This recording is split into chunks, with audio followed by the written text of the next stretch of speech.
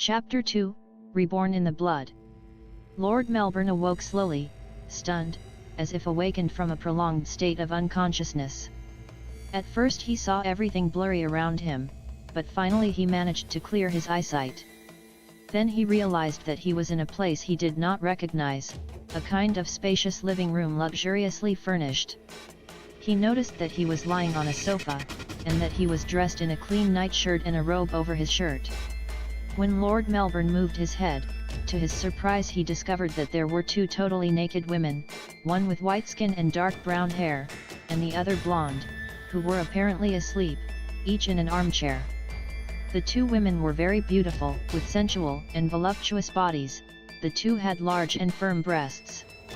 But Lord Melbourne's perplexity increased greatly, and he even became panicked when he saw Lord Byron enter the room. The man who was supposed to be dead for more than 20 years looked young and healthy, dressed in costly but informal clothes at that time, with trousers and a waistcoat, and with sleeves rolled up, and the neck of the shirt open. Lord Byron smiled charmingly. "I'm glad you woke up. Now we can talk and catch up, William," said Lord Byron. "I'm dead." "You're dead? If I am with you, then I must be dead, or this is a damn hallucination or a nightmare," replied Lord Melbourne, confused and scared, holding with his hands to his head. "No, you're not dead, William." "Me neither, we're not dead, at least in the sense of how mortals understand death. But soon a series of images will come to your mind and you will begin to understand everything, and then I will explain it you. Get ready because it is an amazing vision, I guarantee it," explained Lord Byron in a relaxed tone. Suddenly Lord Melbourne heard a buzzing in his ears, and he suffered a severe pain in the head. The pain passed, but then he felt dizzy and closed his eyes, and then inside his head a series of images passed quickly, like an accelerated sequence. And Lord Melbourne began to perceive what seemed like vivid memories. In those memories Lord Byron introduced him to that same room and laid him on the sofa. Then Lord Byron did something terrifying. He retracted his mouth and then two huge fangs appeared, and the sclera of Lord Byron's eyes became absolutely red, giving a terrifying image to his eyes, as if them were full of blood. Lord Byron lowered his head and nailed his huge fangs in Lord Melbourne's neck, and in his memory Lord Melbourne relived the physical sensation he felt when Byron sucked his blood, and also intense heat and a tingling spreading down his neck. He remembered how Lord Byron then pulled his mouth away from Lord Melbourne's neck, his fangs dripping blood. Lord Byron brought one of his own arms to his mouth and with his fangs he bit himself briefly, and then the blood began to flow copiously through the two holes created by the fangs. Then Lord Byron forced Lord Melbourne to open the mouth, and placing his arm over open mouth made a stream of blood fall inside. Blood flowed down Lord Melbourne's throat to his stomach. Lord Byron waited a few moments, and then taking the head of Lord Melbourne gave it a sharp turn, breaking his neck. Remembering it, Lord Melbourne felt dread as he felt himself plunging into darkness, and then a feeling that he was leaving his body for a moment, to return immediately in a violent way. Lord Melbourne had then opened his eyes abruptly, desperately searching for air like a person drowning when they managed to rescue it and get it out of the water. And at that moment Lord Byron had taken Lord Melbourne by the arm, and had forced him to get up, and dragged him almost to a chair where one of the two naked girls rested. With the long nail of an index finger Lord Byron made a small wound on the girl's neck, and at that moment Lord Melbourne felt an inexplicable and irrepressible need to bite the girl's neck. And so he did, sucking from the wound for a moment, until Lord Byron brusquely pushed him away. Almost immediately Lord Melbourne fell into a state of drowsiness, and his next memory was when he woke up on the couch. "Yes, everything you remember is real, it happened right here," said Lord Byron as if he were inside the mind of Lord Melbourne, seeing what he saw. "You can call it conversion, initiation, rebirth, or whatever you prefer. One of us bites to the person who wants to convert, sucking its blood and inoculating it with poison. Then he deposits his own blood inside that person and forces it to drink it, and then kills it. It causes it the death quickly and violently. But almost immediately the person is resurrected, at least that seems so, because the soul must return to the dead body and remain inside it. Finally, you allow the person to drink the blood of a living person, the person falls unconscious, while the transforming force spreads inside its body like a voracious infection. When it wakes up, person is already one of ours. Lord Melbourne, bewildered, saw his own hands and then stroked his own face, as if making sure that everything was physical and real, and that he was still in his body. A few hours ago you were dying in your bed in Brocket Hall, now you've come back to life, to a better and eternal life, added Lord Byron. How is it possible? Exclaimed Lord Melbourne. It happened in Greece, in Missolonghi, in 1824, as you well know, be supposed to I died there at that moment. The official history will say that I fell ill while leading an insane attempt to organize a successful military campaign against the Ottomans during the Greek War of Independence, and that my illness killed me before I could lead my army in some battle or conquer some damn Ottoman fortress. Lord Byron said with some bitterness in his voice to remember his brief and unsuccessful military experience. The point is that shortly before my death, when I was already sick, I met a man, was a kind of a bandit or a Greek guerrilla fighter fighting on his own against the Ottomans, something very usual in those time. But this guy was different from the others, he was a very cultured and elegant man, strange and mysterious, but the most peculiar thing in him was the fear that it caused in the superstitious Greeks and the fact that I could not see him, most of the day. They also said, that him attacked the Ottomans only at night, but then he caused great butcheries, even though most of the raids were carried out by he alone. That man became my friend, and my conversations with him about history, politics, philosophy, and literature were one of my few consolations in the middle of my pitiable situation. But then the day of my death arrived, and that day, that man, seeing that the fatal outcome was imminent, did it for me, the same thing that I just did for you. Lord Melbourne listened with profound astonishment and absolute attention, also with fear. After, that man explained everything to me and told me his life, so I discovered that he had been a Greek who lived when Greece was already a province of the Roman Empire, he was a soldier of the Roman legions, and spent most of his life serving to Rome. Until one day he faced death, and then a woman, a mysterious woman he had met a few years before, well that woman turned him into what we are now, you and me. That man had a term to name that kind of being that we are, that species we are part of, that term was Daemonium noctis, continued Lord Byron. Demon of the night, replied Lord Melbourne as if he were talking to himself. Exactly, but in Central Europe they have another name for us, they call us vampires, explained Lord Byron. Vampire? Does not that have something to do with something Caroline wrote, or did you write? Lord Melbourne said, still disturbed. You have a good memory, William, Lord Byron said with an amused smile. Caroline named Lord Ruthven the leading character in his immortal and charming novel Glenarvan. When he mentioned this, Lord Byron did it with irony and a certain bitterness, remembering the novel with which Lord Melbourne's wife, Caroline Lamb, had discredited him in front all the public opinion in Britain, portraying him as a despicable and libertine being under the fictional name of Lord Ruthven, and naturally that scoundrel was really me. A few years later was published a fictional story called The Vampire whose protagonist was a character also named Lord Ruthven who was a vampire. At first there was confusion about the authorship of that brief work of fiction in prose, and many believed that I had written it, but actually it was written by a young writer named John William Polidori. What an irony that in the end the real Lord Ruthven, that is, I myself, would end up a vampire. The fate of my dark and sinister literary alter ego was premonitory to my own destiny, Lord Byron added sarcastically in a slightly somber mood. Lord Melbourne had a gesture of infinite astonishment on his face, and he had remained frozen, not knowing what to do or say. Lord Byron sat on a chair, in front of Lord Melbourne. Anyway, that day Lord Byron died, that man looked for a corpse to replace me conveniently. The vampires, we cannot keep our original and authentic name, unless if we are famous. You must know that we are supernatural creatures, mythological beings, we are immortal beings, in principle we can live for all eternity, we have supernatural strength, we also have a supernatural speed, our senses are extraordinary. We eat blood. Lord Byron explained in detail to Lord Melbourne the nature of his new condition, of the species of which he was now a member. Lord Melbourne listened, still thinking that it was too incredible to be true, but surrendering more and more to the evidence of a physical reality, which could not be the product of a dream or hallucination.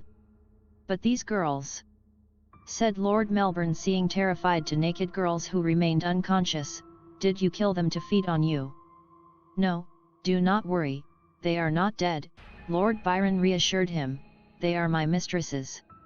I seduced them and took them to bed, all very natural and legitimate.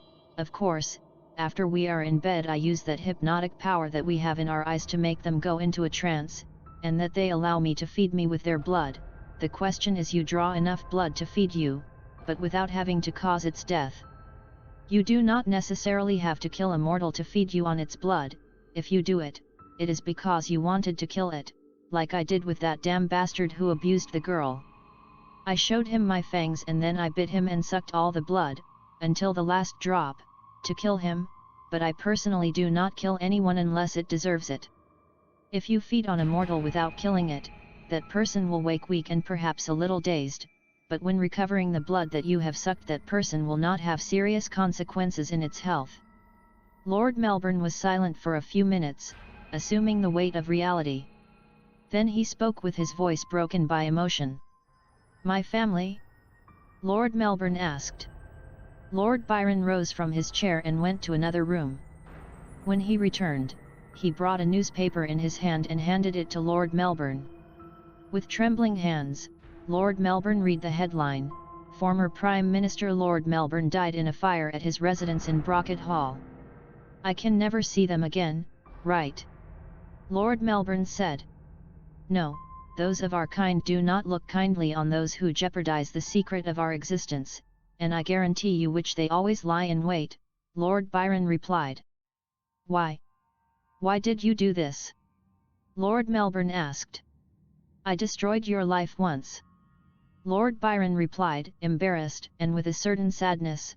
"Caroline and me hurt you and humiliated you in front the whole country. I destroyed your family, and I moved a mother away from her son, from a child that needed much to his mother. In my life I caused pain and shame to many people, but what I regret most is the suffering I caused you. You and me were friends, not exactly close friends, but we did have a friendly relationship, and despite of our political differences I considered you basically a good man, a decent and noble man. Lust was not a good reason for what Caroline and I did. I wanted to make up for the pain you suffered for me and give you a new chance to be happy." The next few days Lord Melbourne got used to his new life. The most painful moment was when he attended his own funeral, from a distance far enough away so that no one would see him. Lord Melbourne saw with sadness the pain of his sister and his brother, and of other members of his family. But what touched him most was seeing his beloved Victoria. The Queen insisted on going to the funeral, and Lord Melbourne saw her destroyed. Victoria's face was very pale and haggard, and she kept crying. Tears ran down her delicate cheeks, and her eyes were red. Dressed in black, in mourning, she tried to hold her ground although her body trembled. Until Victoria fainted, and was held by her husband Albert so he would not fall to the ground. The pain was immense for Lord Melbourne to see that scene, because he understood that he would not be close to her for the rest of her life, and that she would never know the truth. The following decades Lord Melbourne lived travelling the world, most of the time in the company of Lord Byron, other times alone. In the first decades, Lord Melbourne avoided spending much time in Britain, especially in London, not to be recognised by those who had known him. In all that time, Lord Melbourne did not forget Victoria for a single day and kept informed of the details of the woman he loved while she was aging. And so that day arrived. January 22, 1901 at Osborne House, on the Isle of Wight. It was 3 o'clock in the morning when Lord Melbourne entered Victoria's bedroom and approached the bed of the woman who was dying. Victoria was no longer the girl Lord Melbourne had known and loved. She was an old woman, plump and damaged by illness. Lord Melbourne, trembling with emotion, sat on the edge of the bed and gently touched Victoria's face. She opened her eyes, and with her vision clouded by the cataracts she saw Lord Melbourne's face, and after a few moments she managed to recognize him. "Lord M. It's you, Lord M." Victoria exclaimed in her weak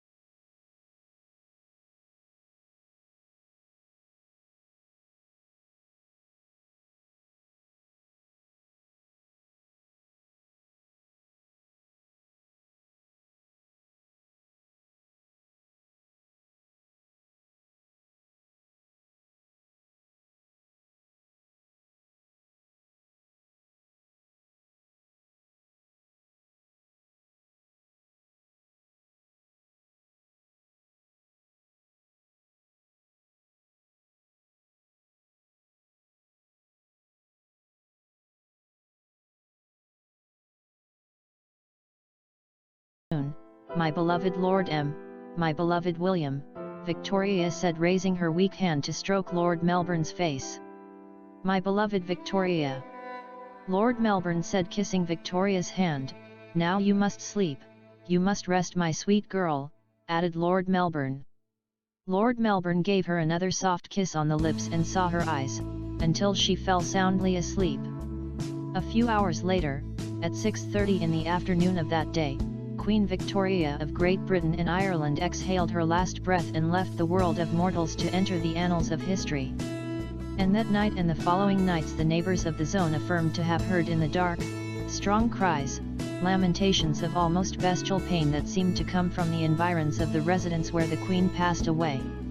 London 2017. On the runway of an airport, a man waited standing, leaning back against a car. The man dressed very elegantly, in a suit and tie. The man who had once been William Lamb, Lord Melbourne, was waiting for someone. He was waiting for the man who descended from a plane, a private jet that served rich people.